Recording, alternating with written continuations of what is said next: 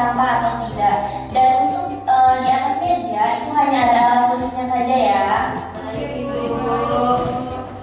Nah, baik. Sebelum kita memulai pembelajaran kita pada hari ini, pernah tidak anak-anak ibu itu melihat seperti taman, kebun, bahkan sawah?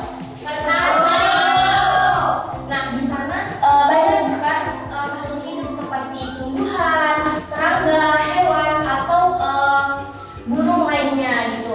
Nah, menurut anak-anak ibu nih, jika salah satu dari makhluk hidup itu hilang, apa yang akan terjadi?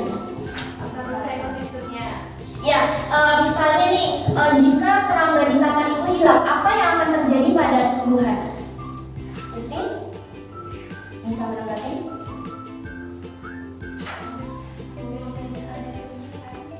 Ya.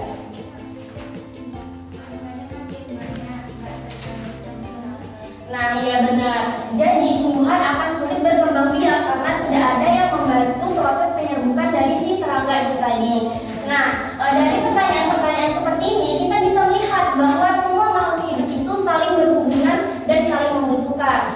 Dan hubungan inilah yang akan kita pelajari pada pagi hari ini, yaitu tentang ekosistem. Pencapaian pembelajarannya yaitu peserta didik mampu memahami dan menjelaskan interaksi antara makhluk hidup dengan lingkungannya, serta keterkaitan antara komponen dalam suatu ekosistem.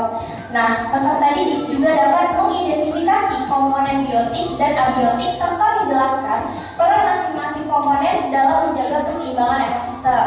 Sedangkan tujuan pembelajarannya yaitu yang pertama menjelaskan pengertian ekosistem, yang kedua yaitu mengidentifikasi komponen biotik dan abiotik, dan yang ketiga yaitu menjelaskan hubungan antara makhluk hidup dalam ekosistem. Nah, selanjutnya yaitu adalah pengertian ekosistem. Ada yang sudah tahu apa itu ekosistem? Hanifah? Hubungan timbal balik antara makhluk hidup dengan lingkungan sekitarnya, Bu. Nah, benar. Ekosistem adalah hubungan timbal balik antara makhluk hidup dengan lingkungan sekitarnya. Nah, dalam ekosistem ini itu terdapat dua komponen utama. Yang pertama adalah komponen biotik. Komponen biotik ini adalah semua makhluk hidup dalam ekosistem seperti manusia, tumbuhan, dan juga hewan. Nah, pada komponen biotik ini juga dibagi lagi menjadi tiga bagian utama, yaitu yang pertama adalah produsen. Nah, produsen ini adalah makhluk hidup yang dapat membuat makanannya sendiri. Ini siapa yang bisa mengelompokkan berdasarkan pengertian yang sudah Ibu jelaskan tadi, mana yang termasuk simbiosis, mutualisme, komensalisme, dan juga parasitisme. Nomor 3, parasitisme. Ya, betul. Gambar pertama,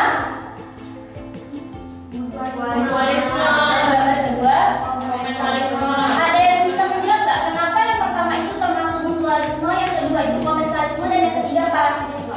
Ya, kenapa? Kalau yang gambar 1 itu dia saling menguntungkan, Bu. Jadi yang bunga tuh menguntungkan penyerbukannya oleh si kupu-kupu. Nah, sedangkan nektarnya dari bunga tuh untuk si kupu-kupu. Kalau yang gambar nomor 2 itu dia tuh tanaman anggrek dengan pohon. Tanaman anggrek ini dia tidak mengambil makanan dari pohon.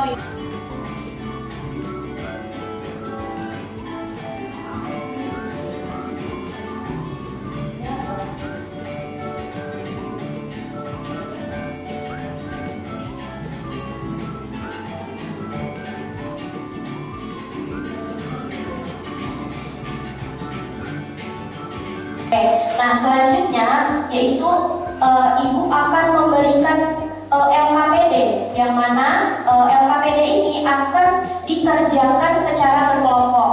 Nah, kelompoknya itu Ibu bagi menjadi dua kelompok, yang sebelah sini kelompok 1 dan sebelah sini kelompok 2. Oke? Ibu menulis rekaman mandi. Ya, boleh ini. 2 menit ya ini. Oke, Ibu minta kepada anak-anak Ibu baca instruksinya dengan baik, kemudian dikerjakan dengan teliti dan saling bekerja sama antar kelompok supaya semua anggota kelompok dapat memahami materinya. Sampai di sini jelas? Oke, sebelum kita Melalui bioteknologi, manusia dapat menghasilkan berbagai produk bermanfaat seperti makanan fermentasi, obat-obatan, tanaman unggul, hingga pengolahan limbah yang lebih ramah lingkungan. Yang Inovasi bioteknologi memberikan banyak manfaat bagi kehidupan manusia. Oleh karena itu, penerapannya harus dilakukan dengan bijak, aman, dan bertanggung jawab agar tidak menimbulkan dampak negatif bagi manusia maupun lingkungan.